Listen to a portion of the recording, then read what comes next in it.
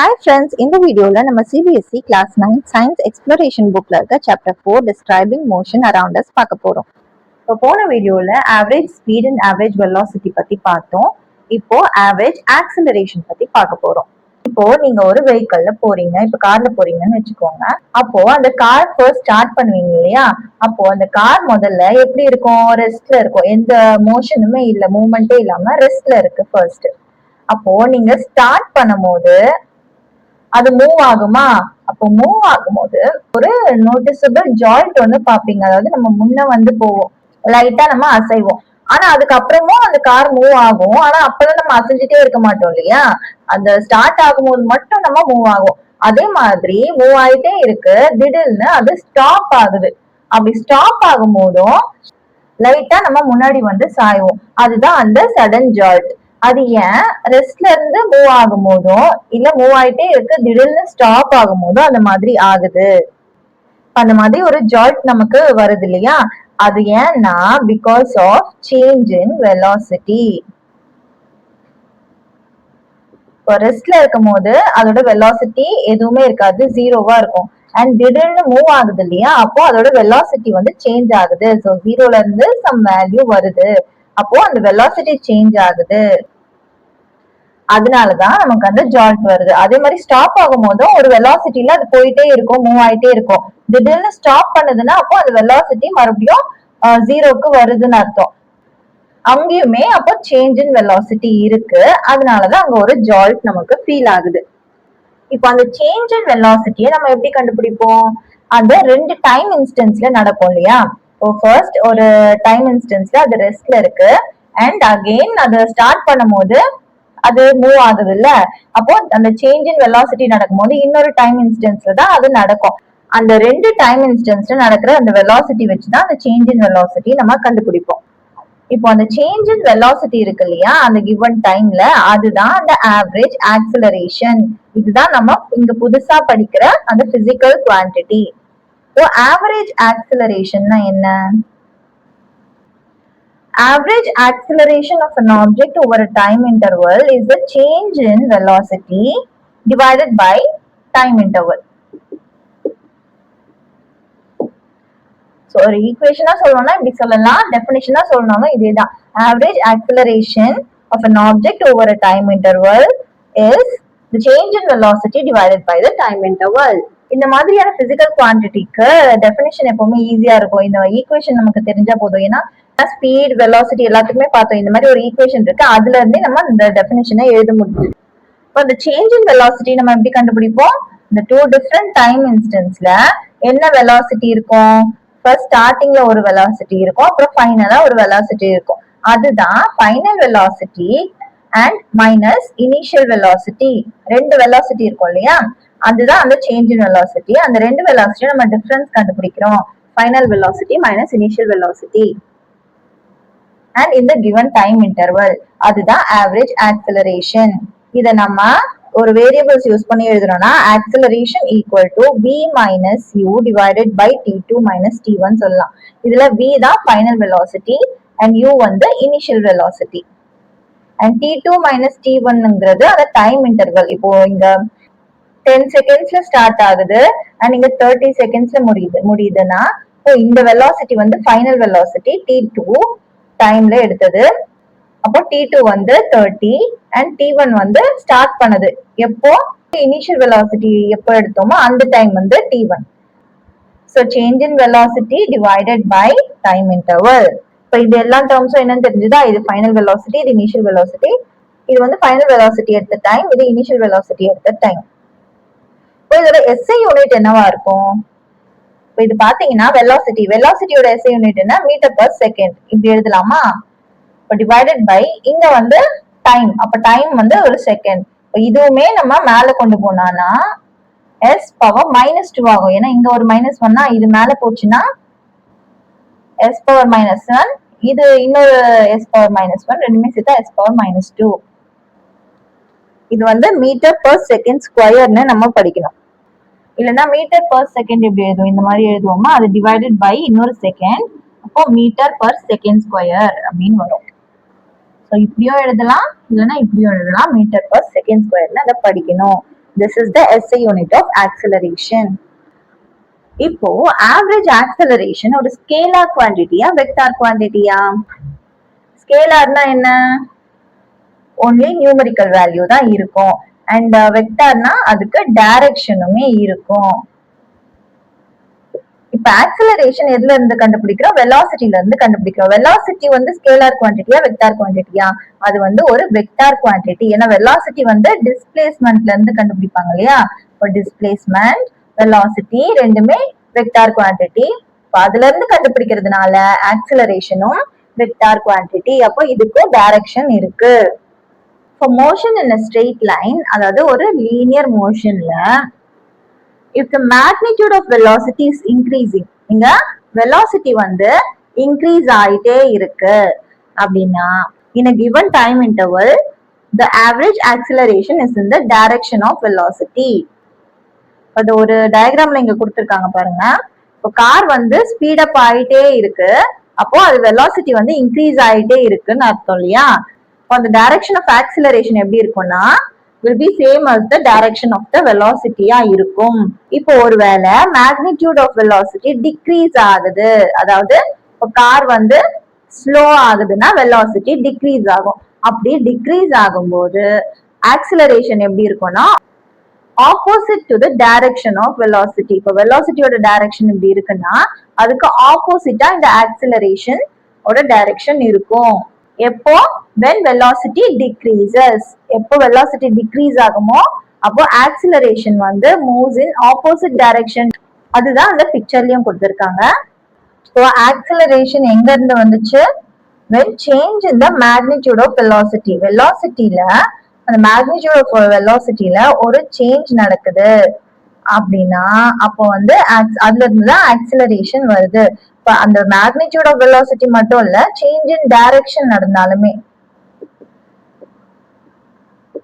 So ஒரு வெலாசிட்டின்னு எடுத்தா மேக்னிடியூடும் இருக்கும் டைரக்ஷனும் இருக்கும் இல்லையா? அப்போ change in magnitude of velocity or change in direction ஏதாவது ஒண்ணு இல்ல ரெண்டுமே நடந்தாலுமே அங்க ஒரு ஆக்சிலரேஷன் அதுல இருந்து நமக்கு கிடைக்குது. இப்போ சேஞ்ச் இன் வெலாசிட்டி பத்தி நம்ம பார்த்திருக்கோம். ஒரு ஃபைனல் வெலாசிட்டி அப்புறம் ஒரு ஸ்டார்டிங் வெலாசிட்டில இருந்து அந்த சேஞ்ச்ல இருந்து நம்ம ஆக்சிலரேஷன் கண்டுபிடிக்கிறோம் இல்லையா? ஆனா சேஞ்ச் இன் டைரக்ஷன் மட்டும் வச்சு எப்படி ஆக்சிலரேஷன் வரும்? அதை பத்தி செக்ஷன் 4.4ல ஒரு எக்ஸாம்பிள் பார்ப்போம். where acceleration resulting from only the change of direction of the motion while the speed remains constant. அங்க வந்து ஸ்பீட் கான்ஸ்டன்டா இருக்கும், ஆனா சேஞ்ச் இன் டைரக்ஷன் நடக்கும். சோ அதை வச்சு மட்டும் அந்த ஆக்சிலரேஷன் வருது. அந்த மாதிரி ஒரு எக்ஸாம்பிள் செக்ஷன் 4.4ல பார்ப்போம். இப்போ ஒரு ஆக்டிவிட்டி 4.2 கொடுத்திருக்காங்க. அதுல என்ன சொல்றாங்கன்னு பார்க்கலாம். The magnitude of average acceleration of cars is generally specified as the time taken by car to go from 0 km per hour to 100 km per hour. இது என்ன சொல்றாங்கன்னா the magnitude of acceleration of a car, ஒரு காரோட acceleration எப்படி சொல்வாங்கன்னா the time taken by the car to go from 0 km per hour to 100 km per hour. ஜீரோல இருந்து அந்த velocity வந்து 100 kilometre per ஹவருக்கு சேஞ்ச் ஆகுது. சேஞ்ச் இன் வெலாசிட்டி தான் acceleration. அது வந்து எந்த டைம்ல நடக்குது? ஸோ அந்த change in velocity divided by time தான் ஆக்சிலரேஷன். ஸோ இந்த சேஞ்ச் இன் வெலாசிட்டி எந்த டைம்ல நடக்குது அப்படிங்கறத பொறுத்து அந்த ஆக்சிலரேஷன் சொல்லுவோம். எந்த சேஞ்ச் இன் வெலாசிட்டினா 0 to 100 கிலோமீட்டர் பர் ஹவருக்கு அந்த வெலாசிட்டி போறதுக்கு எவ்வளவு டைம் டேக்கன் அதை வச்சுதான் நம்ம அந்த காரோட ஆக்சிலரேஷன் சொல்லுவோம். Look it up on the internet and find this time for various cars and record those in table 4.2. ஒரு டேபிள் கொடுத்திருக்காங்க. அதுல ஒரு நம்ம 3 கார் டைப்ஸ் எடுத்துட்டு அந்த கார்ஸ்லாம் எவ்வளவு சீக்கிரம் இந்த 0 to 100 கிலோமீட்டர் பர் ஹவர் வெலாசிட்டிய சேஞ்ச் பண்றதுக்கு எவ்வளவு நேரம் எடுக்கும் அப்படின்னு நம்ம சொல்லணும். அண்ட் அதை பேஸ் பண்ணி இந்த சேஞ்ச் நமக்கு தெரியும்ல, சேஞ்ச் இன் வெலாசிட்டி வந்து 0 to 100 அது எந்த டைம்குள்ள நடக்குதுங்கிறது ஒவ்வொரு காருக்கும் டிஃபர் ஆகும். ஸோ அந்த டிஃப்ரெண்ட் டைமிங்ஸ் எழுதி அதை பேஸ் பண்ணி ஆக்சிலரேஷனை நம்ம கண்டுபிடிக்க போறோம். இப்போ இந்த டேபிள் ஃபில் பண்ணிடலாம். Time interval during which the speed cos from 0 to 100 kilometre for 3 different cars இங்க கொடுத்துருக்கோம். இப்போ இந்த ஃபார்முலா 1 கார் பார்த்தீங்கன்னா 2.6 செகண்ட்ஸ்லயே இந்த 0 to 100 கிலோமீட்டர் பர் ஹவர் வெலாசிட்டியை சேஞ்ச் பண்ணும். ஸ்போர்ட்ஸ் சில்ட்ரன் வந்து இந்த இந்த வெலாசிட்டி சேஞ்ச 3.9 செகண்ட்ஸ்லேயே பண்ணும். அண்ட் எக்கனாமி ஹேட்ச்பேக் அப்படிங்கிறது 11.5 செகண்ட்ஸ் அப்படின்னு டிஃப்ரெண்ட் டைமிங் சொல்லிட்டோம். இப்போ அதுல இருந்து ஆக்சிலரேஷன் கண்டுபிடிப்போம். எப்படி கண்டுபிடிப்போம்? இந்த v minus u divided by t. இந்த tங்கிறது தான் இந்த டைம் இன்டர்வல் 2.6. இப்போ v minus uங்கிறது என்ன? அந்த final velocity minus initial velocity. Final velocity வந்து 100, இனிஷியல் வந்து 0 தான் ஆரம்பிக்கிறாங்க. இப்போ டிவைடட் பை டி வந்து இந்த டிஃப்ரெண்ட் டைமிங்ஸை நம்ம சப்ஸ்டியூட் பண்ணணும். இதுல v மைனஸ் u மட்டும் பாத்தீங்கன்னா 100 மைனஸ் 0 100 வருமா? ஆனா இது வந்து கிலோமீட்டர் பர் ஹவர்ல கொடுத்துருக்காங்க. இப்ப நம்ம ஸ்டாண்டர்டா எப்படி பார்ப்போம்? மீட்டர் பர் செகண்ட்ல தானே பார்ப்போம். அதனால இந்த கிலோமீட்டர் பர் ஹவர்ல இருக்க இந்த யூனிட்டை நம்ம மீட்டர் பர் செகண்ட்ல மாத்தணும். எப்படி மாத்தணும்னா 100 இன்டூ கிலோமீட்டர்ல எத்தனை மீட்டர்ஸ் இருக்கு? அதாவது 1 கிலோமீட்டர் ஈக்குவல் டு 1000 மீட்டர் இல்லையா? 1000 மீட்டர் தான் 1 கிலோமீட்டர். அதனால இன்டூ 1000 பண்ணணும். அதே மாதிரி இங்க பர் ஹவர்னா டிவைட்ல வருது. கிலோமீட்டர் பர் ஹவர்னு இப்படி போடுவோம் இல்லையா? அப்ப டிவைட்ல வருது. அதனால இங்க டிவைடட் பை ஹவர்ல வந்து எத்தனை செகண்ட்ஸ் இருக்கு? 1 ஹவர்ல 60 மினிட்ஸ் இருக்கு அண்ட் 1 மினிட்ல 60 செகண்ட்ஸ் இருக்கு. அதனால ஹவர் டு மினிட்டுக்கு ஒரு 60, மினிட் டு செகண்ட்ஸ்க்கு ஒரு 60, 2 60 போடணும். இப்போ 0 0 0 0 கேன்சல் ஆயிடுச்சு.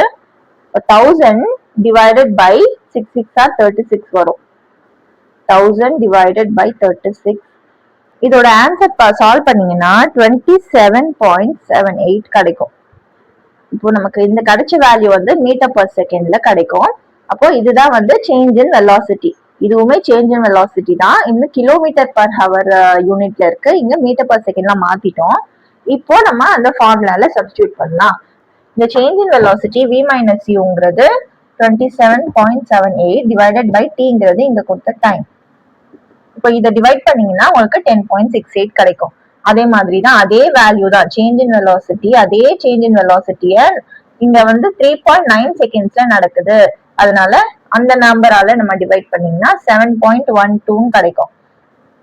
இப்போ லாஸ்டா 11.5 அதே நம்பர், சேஞ்ச் இன் வெலாசிட்டி மாறாது, டைம் தான் மாறுது ஒவ்வொரு காருக்கும். இதை சால்வ் பண்ணீங்கன்னா 2.42 மீட்டர் பர் செகண்ட் ஸ்கொயர் கிடைக்கும். இதுல ஒண்ணு நோட் பண்ணீங்கன்னா தெரியும், இங்க டைம் வந்து பாருங்க கம்மியா இருக்கா இந்த காருக்கு. இந்த 0 to 100 kilometre per hour velocity change ஆகிறதுக்கு ரொம்பவே கம்மியான டைம் தான் தேவைப்படுது. That is 2.6 seconds. அப்போ ஆக்சிலரேஷன் பாருங்க, ஆக்சிலரேஷன் மற்றதை கம்பேர் பண்ணும்போது இங்க அதிகமா இருக்கு. இப்போ கொஞ்சம் இன்க்ரீஸ் ஆயிருக்க டைம் இன்க்ரீஸ் ஆகும் போது ஆக்சிலரேஷன் கம்மியா இருக்கு. அதே மாதிரி இங்க வந்து டைம் ரொம்பவே அதிகமா இருக்கு. அப்ப ஆக்சிலரேஷன் பாத்தீங்கன்னா கம்மியா இருக்கு. So shorter time taken, time வந்து ஷார்ட்டரா இருந்துச்சுன்னா ஹையர் மேக்னிடியூட் ஆஃப் ஆக்சிலரேஷன் இருக்கும். சீக்கிரமாவே அந்த வெலாசிட்டி சேஞ்ச் நடக்குது அப்படின்னா அந்த டைம் ரொம்ப கம்மியா இருக்கு இல்லையா, சீக்கிரமா நடக்குது இல்லையா, அப்போ ஆக்சிலரேஷன் வந்து அதிகமா இருக்கும். இல்ல ஸ்லோவா தான் நடக்குது அந்த சேஞ்ச் ஆஃப் வெலாசிட்டி அப்படின்னா அப்போ டைம் வந்து அதிகமா இருக்கா, சோ ஆக்சிலரேஷன் வந்து அங்க கம்மியா இருக்கு. இப்போ ஹை பர்ஃபார்மன்ஸ் வெஹிக்கல்ஸ்லாம் எப்பவுமே ஆக்சிலரேஷன் ஹையரா இருக்கும் தேன் த ஸ்டாண்டர்ட் கார். ஸ்டாண்டர்ட் காரை விட இந்த ஸ்போர்ட்ஸ் கார் அந்த மாதிரிலாம் பாத்தீங்கன்னா அதோட ஆக்சிலரேஷன் அதிகமா இருக்கும். ஏன்னா அது வந்து அவ்வளவு சீக்கிரமா அந்த சேஞ்ச் இன் வெலாசிட்டியை நடத்தி காட்டும். அதோட time interval for changing that velocity வந்து ரொம்ப கம்மி. ஸோ அதோட ஆக்சிலரேஷன் வந்து அவ்வளவு அதிகம். அதனால அது வந்து ஹை பர்ஃபார்மன்ஸ் வெஹிக்கல் அப்படின்னு சொல்லலாம். ஒரு ஹை பர்ஃபார்மன்ஸ் வெஹிக்கிளை நம்ம டிசைன் பண்ணோம்னா அது ஹை ஆக்சிலரேஷன்ல இருக்க மாதிரி ஒரு காரா இருக்கணும். இதெல்லாம் நீங்க அப்படியே படிக்காம ரியல் டைம்ல கார் ஓட்டுறதுலாம் யோசிச்சு பாருங்க. இப்போ ஒரு கார் நம்ம எடுக்கிறோம், டக்குன்னு ஸ்டார்ட் பண்ணோம்னு ஃபாஸ்டா போகும். சிலது வந்து ஃபாஸ்டா போகாது, அது கொஞ்சம் டைம் எடுக்கும், ஸ்லோவா தான் எடுக்க முடியும். ஆனா சிலதுலாம் டக்குன்னு ஸ்பீடா போக முடியும் இல்லையா.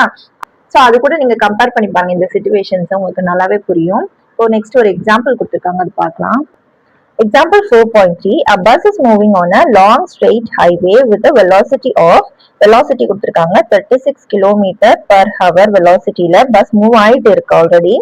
The driver presses the accelerator for an interval of 10 seconds. Time interval 10 secondsல accelerator press பண்றாரு driver and velocity of the bus increases to 54 km per hour. இதுதான் வந்து final velocity v. இது வந்து இனிஷியலா ஆல்ரெடி இருக்கிறது இல்லையா, அதனால u.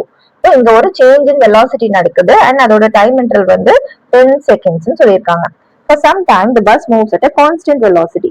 கொஞ்ச நேரம் அந்த வெலாசிட்டிலேயே இந்த 54 இருக்கா, அந்த 54 வெலாசிட்டிலேயே அது மூவ் ஆயிட்டு இருக்கு. Then the driver notices an obstacle on the road ahead and presses the brake. இப்போ ஒரு ஸ்பீட் பிரேக்கர் வருது, இல்லை ஏதாவது அப்டிக்கல் வருதுன்னா ரோட்ல, அப்போ பிரேக் பிரஸ் பண்றாரு.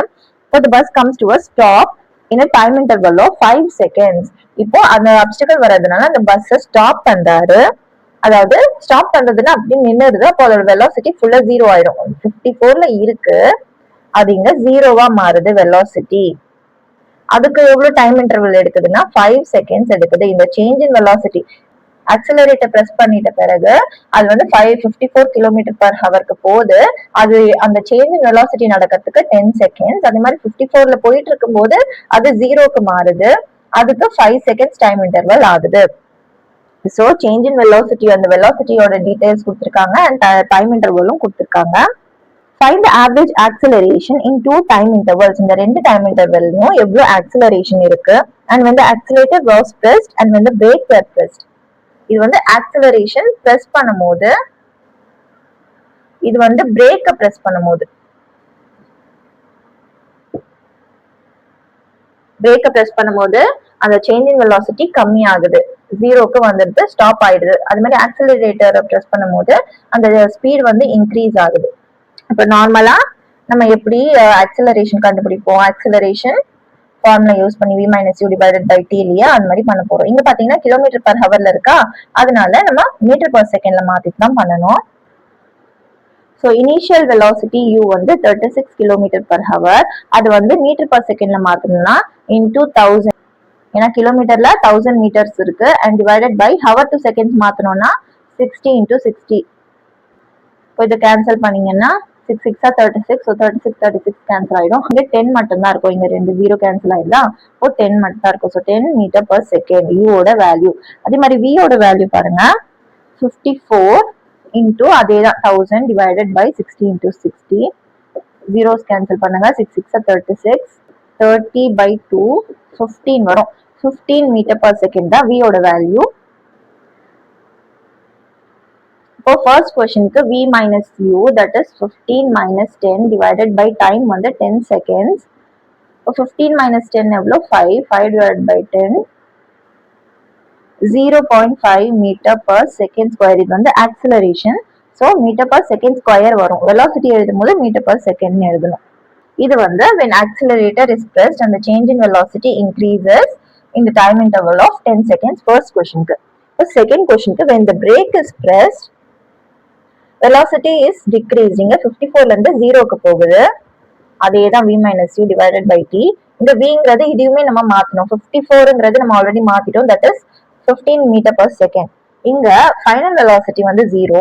So 0 minus initial velocity already change in velocity நடக்கிறதுக்கு முன்னாடி ஸ்டார்டிங்ல என்ன இருந்துச்சு, 54 kilometre per hour, metre per செகண்ட்ல 15 வரும். So 0 minus 15 divided by 5. ஏன்னா அந்த 5 செகண்ட்ஸ் டைம் இன்டர்வல்ல தான் இந்த சேஞ்ச் நடக்குது. ஸோ 5 minus 15 divided by 5 னா 3 வருதா, that is minus 3 வருது. -3 மீட்டர் பர் செகண்ட் ஸ்கொயர். இந்த மைனஸ் சைன் என்ன குறிக்குது, ஆக்சிலரேஷன் வந்து ஒரு வெக்டார் குவான்டிட்டி இல்லையா, அப்போ அது டைரக்ஷனும் சொல்லும். இந்த மைனஸ் சைன் வந்து டைரக்ஷனை சொல்லுது.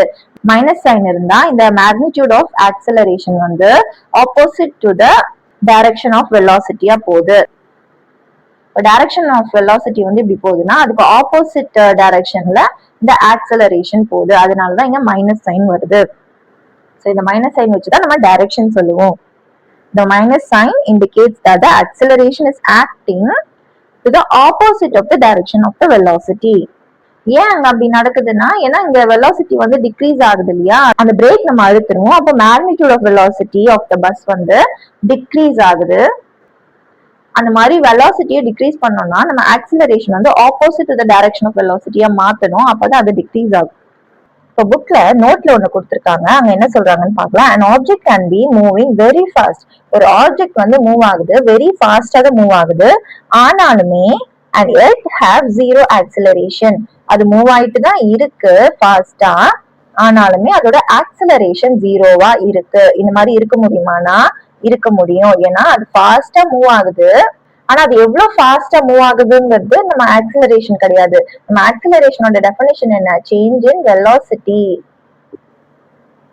இந்த வெலாசிட்டி எவ்வளவு ஃபாஸ்டா சேஞ்ச் ஆகுறதுங்கிறது தான் இந்த ஆக்சிலரேஷன்.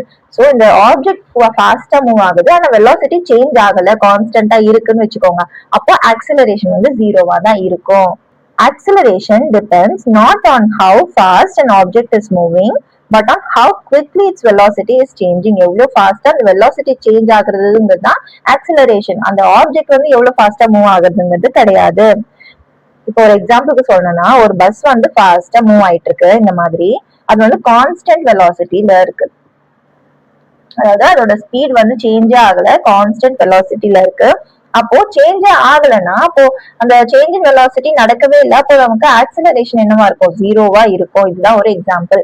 ஏன் இது நார்மலா நீங்க யோசிச்சு பாருங்க. அந்த பஸ் டிரைவர் வந்து ஒரு ஸ்பீட்ல போறாரு, ஆக்சிலரேட்டர் பிரஸ் பண்ணிருக்காரு. சோ அந்த ஸ்டார்ட்ல இருந்து அந்த ஆக்சிலரேட்டர் பிரஸ் பண்ணும்போது ஒரு சேஞ்ச் ஆஃப் வெலாசிட்டி நடக்குது. ஆனா அதுக்கப்புறம் ஒரே ஸ்பீட்ல தான் போறாரு, அப்ப கான்ஸ்டன்டா இருக்கு வெலாசிட்டி. அப்ப அந்த ஆக்சிலரேட்டர் பிரஸ் பண்ணுவாரா? மாட்டாரு. ஏன்னா பிரஸ் பண்ணா வெலாசிட்டி சேஞ்ச் நடக்கும், அதிகமாகும். இல்ல பிரேக் அமுத்துனா அது கம்மியாகும். ஆனா அவர் வந்து எதுவுமே பண்ணல ஆக்சிலரேட்டரை. அப்ப எதுவுமே பண்ணல ஆக்சிலரேட்டர்னா அந்த ஆக்சிலரேஷன் இல்ல, ஜீரோ ஆக்சிலரேஷன். இப்ப புரியுதா? நம்ம ஒரே ஸ்பீட்ல போறோம், ஆல்ரெடி நம்ம சேஞ்ச் பண்ணிட்டோம், லைட்டா பிரஸ் பண்ணிட்டோம் ஒரு ஸ்பீட்ல போறதுக்கு, அங்க ஒரு ஆக்சிலரேஷன் நடந்துருச்சு. ஆனா இப்ப கான்ஸ்டன்ட் ஸ்பீட்ல போறோம், அப்போ அங்க வந்து நம்ம அதை பிரஸ் பண்ணவே இல்லை, அந்த ஆக்சிலரேட்டர் பக்கம் போகவே இல்லை. அப்படின்னா ஆக்சிலரேஷன் அந்த டைம்ல வந்து ஜீரோவா இருக்கு, ஏன்னா அது கான்ஸ்டன்ட் வெலாசிட்டியில போயிட்டு இருக்கு. சோ ஒரு ஆப்ஜெக்ட் மூவ் ஆயிட்டே இருக்குன்னா ஃபாஸ்டா, அதுக்கு ஆக்சிலரேஷன் கண்டிப்பா இருக்கணும்னு கிடையாது. அது கான்ஸ்டன்ட் வெலாசிட்டியில போயிட்டு இருந்தா அது ஆக்சிலரேஷன் ஜீரோவா இருக்கலாம். ஆனா அது எப்படின்னு உங்களுக்கு இந்த எக்ஸாம்பிள் புரிஞ்சிருக்கும்னு நினைக்கிறேன். அந்த ஆக்சிலரேஷனை நம்ம ப்ரெஸ்ஸே பண்ண மாட்டோம் ஒரே ஸ்பீட்ல போயிட்டு இருக்கும் போது. அதை சேஞ்ச் பண்ணும், ஸ்பீடை சேஞ்ச் பண்ணனால நம்ம ப்ரெஸ் பண்ணுவோம் இல்லையா? அப்ப கான்ஸ்டன்ட் வெலாசிட்டியில இருக்கும் போது acceleration will be zero. The average acceleration during different time intervals can either be constant or changing. The average acceleration வந்து கான்ஸ்டன்டாவும் இருக்கலாம், இல்லைன்னா சேஞ்ச் ஆயிட்டும் கூட இருக்கலாம். For an object moving in a straight line in the same direction, if the magnitude of its velocity increases or decreases by equal amounts in equal interval of time, the acceleration of the object is constant. எப்ப acceleration கான்ஸ்டன்டா இருக்கும்னு பாத்தீங்கன்னா, ஆக்சிலரேஷனோட value ஏதாவது வரணும்னா என்ன ஆகும்? ஒரு change in velocity நடக்கணும். அந்த சேஞ்ச் இன் வெலாசிட்டி வந்து ஈக்குவல் அமௌண்டா இருக்கணும். Equal amount in equal interval of time. Equal amount of change in velocity in equal interval of time. ஒரு டைம் இன்டர்வல் எடுத்தோம்னா அதுல ஒரு அமௌண்ட் ஆஃப் சேஞ்ச் நடந்திருக்கும் இல்லையா? அப்ப இன்னொரு டைம் இன்டர்வல் பார்த்தாலுமே அதுலயுமே அதே ஈக்குவல் அமௌண்ட் ஆஃப் சேஞ்ச் நடந்திருக்கணும். அப்ப அந்த சேஞ்ச் வந்து ஈக்குவலா இருந்துச்சுன்னா during different equal time intervals, then கான்ஸ்டன்டா இருக்கும் அந்த ஆக்சிலரேஷன். அந்த மாதிரி ஈக்குவல் அமௌண்ட் ஆஃப் சேஞ்ச் இல்லாம டிஃப்ரெண்ட் சேஞ்ச் இன் வெலாசிட்டி இருந்துச்சுன்னா ஒவ்வொரு ஈக்குவல் இன்டர்வல் ஆஃப் டைம்க்கும், அப்போ அந்த ஆக்சிலரேஷன் வந்து சேஞ்ச் ஆகும். இப்போ யூனிஃபார்ம் மோஷன்ல நம்ம பார்த்தோம் இல்லையா? ஒவ்வொரு 2 minutesக்கும் எவ்வளவு டிஸ்டன்ஸ் டிராவல் பண்ணிருக்கோம் அப்படிங்கறத வச்சு யூனிஃபார்ம் மோஷன் சொன்னோம். அதே மாதிரி ஒவ்வொரு ஈக்குவல் இன்டர்வல் ஆஃப் டைம்க்கும் அந்த சேஞ்ச் இன் வெலாசிட்டி வந்து ஈக்குவலா இருக்கணும். அப்படி ஈக்குவலா இருந்துச்சுன்னா ஆக்சிலரேஷன் வந்து கான்ஸ்டன்டா இருக்கும். ஒருவேளை சேஞ்ச் இன் வெலாசிட்டி வந்து இங்க வந்து 3 மீட்டர் பர் செகண்ட், இங்க 4 மீட்டர் பர் செகண்ட், அந்த மாதிரி மாறி மாறி இருந்துச்சுன்னா அப்போ அது ஈக்குவலா இருக்காது, ஆக்சிலரேஷன் சேஞ்ச் ஆகும். இந்த சாப்டர்ல நம்ம acceleration that is constant, acceleration கான்ஸ்டன்டா இருக்கிற மாதிரி எக்ஸாம்பிள் மட்டும் தான் பார்ப்போம். நெக்ஸ்ட் ஒரு எக்ஸாம்பிள் கொஸ்டின் கொடுத்திருக்காங்க, இதை பேஸ் பண்ணி தான் சேஞ்ச் இன் வெலாசிட்டி எப்படி ஈக்குவல் டைம் இன்டர்வல்ல ஈக்குவலா இருக்கு, சோ தட் ஆக்சிலரேஷன் கான்ஸ்டன்டா இருக்கு அப்படிங்கிற மாதிரி அதுல நல்லா புரியும். Example 4.4, as we learned earlier, when an object is dropped from a height, it takes a straight vertical path downwards before touching the ground. இப்போ நம்ம ஒரு ஆப்ஜெக்ட் டிராப் பண்றோம் ஒரு ஹைட்ல இருந்து, அப்போ அது கீழே விழும் இல்லையா? அது வந்து ஒரு ஸ்ட்ரெயிட் வெர்டிக்கல் பாத்ல தான் அது கீழே விழும். While coming down, the velocity of the object increases. அது வந்து கீழே விழும்போது அதோட வெலாசிட்டி வந்து இன்க்ரீஸ் ஆகுது. அது எப்படின்னு ஒரு டயக்ராம் கொடுத்திருக்காங்க, ஒரு கிராஃப் மாதிரி, அதுல பார்த்து தெரிஞ்சுக்கலாம். அதோட velocity, initial velocity 0 at time interval 0 and next velocity வந்து and next 5 meters 9.8 meter per second and t equal to 1 செகண்ட்ஸ்ல அது கேப்சர் பண்ணிருக்காங்க. அண்ட் அகைன் 20 மீட்டர்ல இருக்கும்போது வெலாசிட்டி 19.6 மீட்டர் பர் செகண்டா இருந்திருக்கு. At time interval 2 equal to 2 seconds. அதே மாதிரி 3 seconds time இருக்கும்போது அதோட velocity 29.4 metre per செகண்ட்ல இருக்கு. அண்ட் கடைசியா அது கீழே வரும்போது 4 செகண்ட்ஸ்ல விழுந்துடுது. அண்ட் அப்போ அதோட வெலாசிட்டி வந்து 39.2 மீட்டர் பர் செகண்ட்ல இருக்கு. இப்போ இதை வச்சு நம்ம ஒவ்வொரு பாயிண்ட்டுக்கும் இந்த t ஈக்குவல் டு 0 to 1 செகண்ட்ஸா, ஸோ ஒவ்வொரு செகண்டுக்குமே 0 to 1, 1 to 2, 2 to 3ன்னு ஒவ்வொரு செகண்டுக்குமே அது எப்படி வெலாசிட்டி சேஞ்ச் ஆகுது, அந்த change in velocity during the time interval தான் ஆக்சலரேஷன். இப்போ அந்த ஆக்சலரேஷன்ஸ் நம்ம கண்டுபிடிக்க போறோம். அதை பாத்தீங்கன்னா தெரியும் உங்களுக்கு அது எப்படி சேஞ்ச் இன் வெலாசிட்டி ஈக்குவலா இருக்கு இன் ஈக்குவல் இன்டர்வல் ஆஃப் டைம்ல. Find the magnitude of the average acceleration of the objects in every successive interval of a second. ஒவ்வொரு செகண்டுக்கும் இப்போ ஆவரேஜ் ஆக்சலரேஷன் கண்டுபிடிக்க போறோம். Is the average acceleration constant across all intervals? அது கான்ஸ்டன்டா இருக்கான்னு பார்க்க போறோம். அந்த ஆக்சலரேஷன் நம்ம கண்டுபிடிச்சது. And what is the direction of this acceleration? அதோட டைரக்ஷன் பார்க்க போறோம். டைரக்ஷன் எப்படி பார்ப்போம்? அது பாசிட்டிவா இருந்தா அது direction of the magnitude of velocity, and நெகட்டிவா இருந்துச்சுன்னா அது opposite to the direction of வெலாசிட்டியா இருக்கும். So 0 seconds acceleration at 0 seconds to 1 seconds na 1 second time interval and 1 seconds அப்போ t2 1 minus t1 வந்து 0, அதாவது 1 secondல எவ்வளவு சேஞ்ச் நடந்திருக்கு? ஃபர்ஸ்ட் வந்து 0ல இருந்திருக்கு. ஸோ இனிஷியல் வந்து 0 initial velocity and final velocity வந்து 9.8 மீட்டர் பர் செகண்ட். இதெல்லாம் அந்த டயக்ராம்ல கொடுத்துருக்காங்க, அதை பார்த்து நான் போட்டிருக்கேன். ஸோ இதை வந்து நீங்க சிம்பிளிஃபை பண்ணீங்கன்னா 9.8 டிவைடட் பை 1 இப்போ 9.8 மீட்டர் பர் செகண்ட் ஸ்கொயர் தான் ஆக்சலரேஷன். நெக்ஸ்ட் 1 செகண்ட் என்னது? 1 செகண்ட்ல இருந்து 2 செகண்ட் வரைக்கும் அது எப்படி சேஞ்ச் ஆயிருக்கு அந்த வெலாசிட்டி அப்படின்னா, ஃபைனல் வெலாசிட்டி வந்து 19.6 அண்ட் இனிஷியல் வெலாசிட்டி 9.8. ப்ரீவியஸா நம்ம எங்க இருந்து முடிச்சோம் அந்த 1 செகண்ட், அப்போ அந்த 1 செகண்ட்ல என்ன வெலாசிட்டி இருந்ததோ அது இங்க. இப்போ டைம் என்ன? 2 seconds minus 1 second. So final velocity அப்போ time 2 seconds and initial velocity எடுத்தப்போ அந்த டைம் வந்து 1 செகண்ட். அந்த ரெண்டு டைம் இன்டர்வலும் மைனஸ் பண்ணணும். அப்போ டைம் இன்டர்வல் கிடைக்கும் which is 1 தான், 1 செகண்ட்ஸ். நெக்ஸ்ட் 1 செகண்ட்ல எவ்வளவு சேஞ்ச் நடந்திருக்குன்னு பாத்தீங்கன்னா இது ரெண்டு மைனஸ் பண்ணீங்கன்னா 9.8 தான் வரும். 9.8 metre per second square acceleration.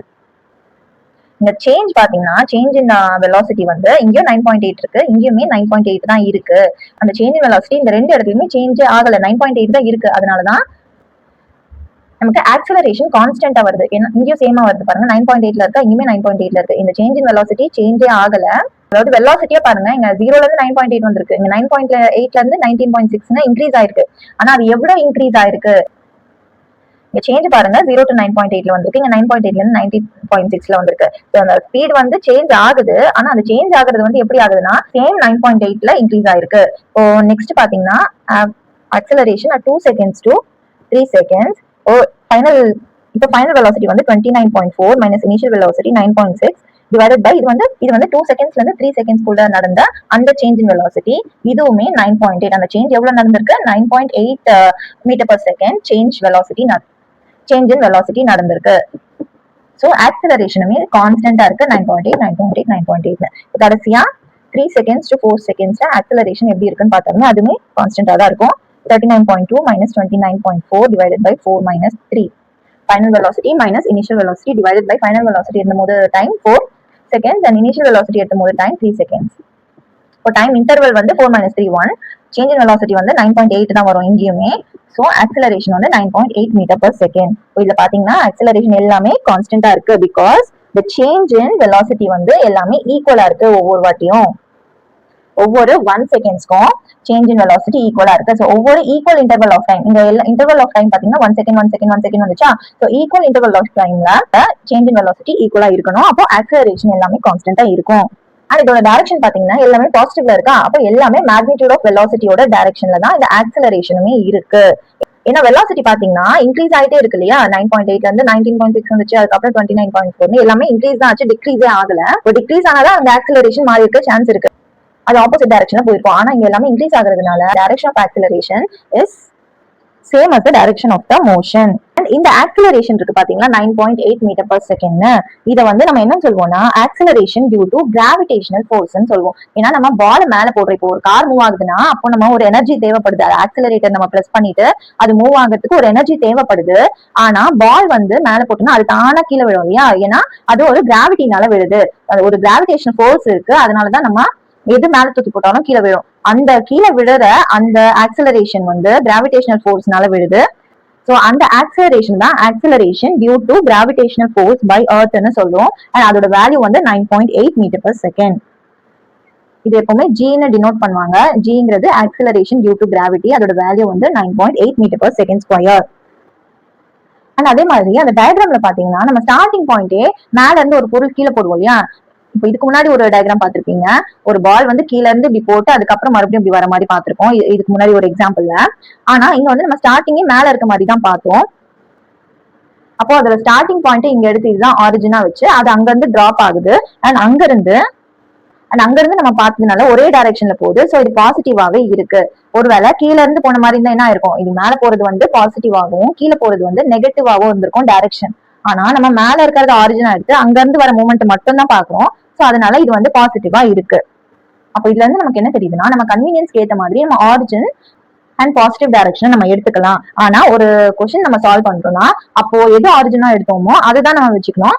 இப்போ கீழ இருந்து ஸ்டார்ட் பண்ணிட்டு இங்க ஒரு கால்குலேஷன் பண்ணிட்டு மறுபடியும் இது ஆரிஜினா எடுத்துட்டு இங்க போக கூடாது. ஒரு கொஸ்டின்னா அது ஸ்டார்டிங்ல எங்க ஒரு இடத்துல ஆரிஜினா எடுக்கிறோமோ அதே தான் ஃபுல் கொஸ்டினுக்கும் நம்ம வச்சு சால்வ் பண்ணணும். அப்பதான் ஆன்சர் கரெக்டா வரும். மத்தபடி நம்ம கன்வீனியன்ஸ்க்கு ஏத்த மாதிரி அந்த ஆரிஜின் அண்ட் டைரக்ஷனை நம்ம மாத்தி கொஸ்டின்ஸை சால்வ் பண்ணலாம்.